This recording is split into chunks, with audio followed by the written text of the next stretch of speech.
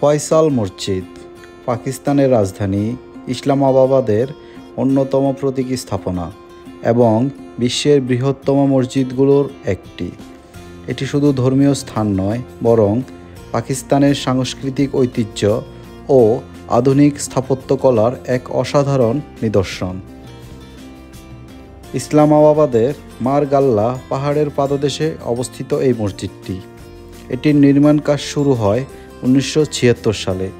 এটি উদ্বোধন করা হয় 1986 সালে। এটির স্থপতি ছিল তুরস্কের খ্যাতিমান স্থপতি বেদাত দালোকায়। এটির নামকরণ করা হয় সৌদি আরবের রাজা ফয়সাল বিন আব্দুল আজিজ এর নামে, যিনি এর নির্মাণের জন্য অর্থায়ন করেছিলেন। মসজিদটির কোনো গম্বুজ নেই, যা ঐতিহ্যবাহী মসজিদের ধারা থেকে একেবারে ভিন্ন।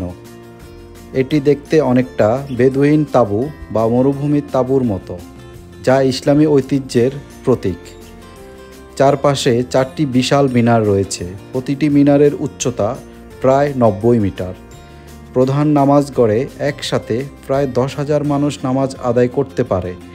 পুরো কমপ্লেক্স মিলিয়ে প্রায় 1 লাখ মুসল্লি একত্রে নামাজ আদায় করতে সক্ষম। পাকিস্তানের জাতীয় মসজিদ হিসেবে এই মসজিদটি পরিচিত।